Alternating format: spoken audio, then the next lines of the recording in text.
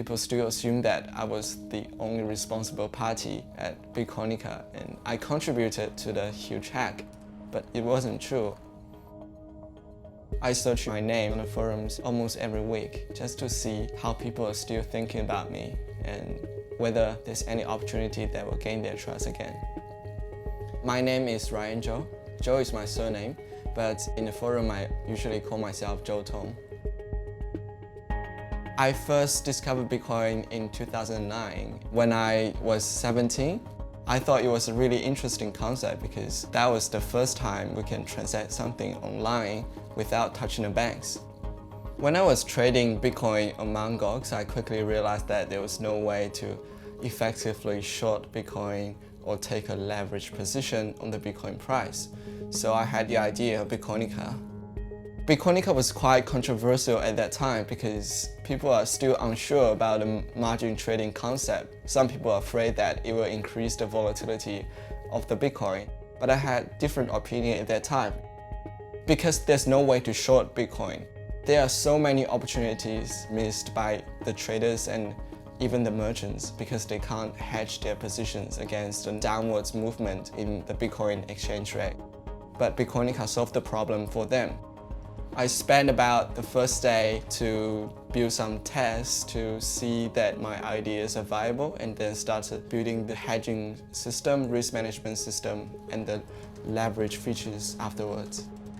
I was supposed to be studying for my exams, but I spent most of the time building and improving the exchange instead.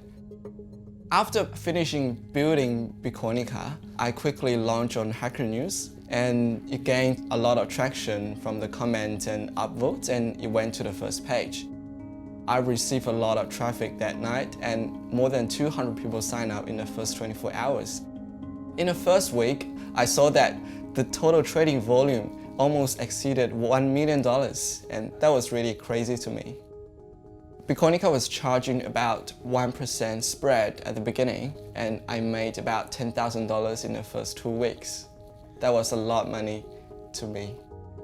In the first 6 months of Bitcoinica, which was the period that I was involved in the management of the exchange, Bitcoinica had about $40 million of volume. In some days, Bitcoinica even had a larger volume compared to Mt. Gox. Bitcoinica reached its peak in early 2012 when the exchange rate rose to about $5. And I saw Bitcoinica after 2 months of launch. In March 2012, our infrastructure at the hosting website Linode was hacked, and several Bitcoin platforms were hacked at the same time. Tens of thousands of Bitcoins were lost. That was quite interesting because it's probably an insider job by Linode, but obviously I can't say that because I don't have any evidence. The American investor that bought Bitcoinica quickly decided that he would cover the entire loss of Bitcoinica and keep the platform solvent, and we resumed trading after a few days.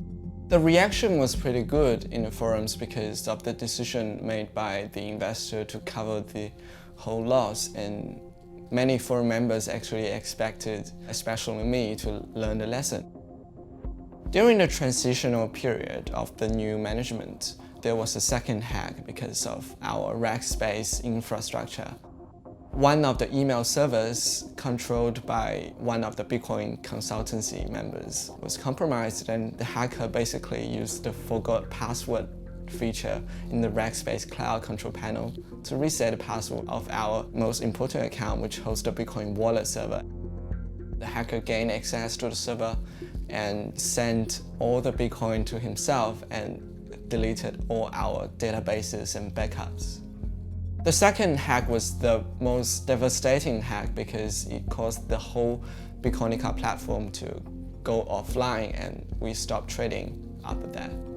There was a lot of speculation at that time because people think I'm connected to the hack, and that's definitely the most terrible thing in my,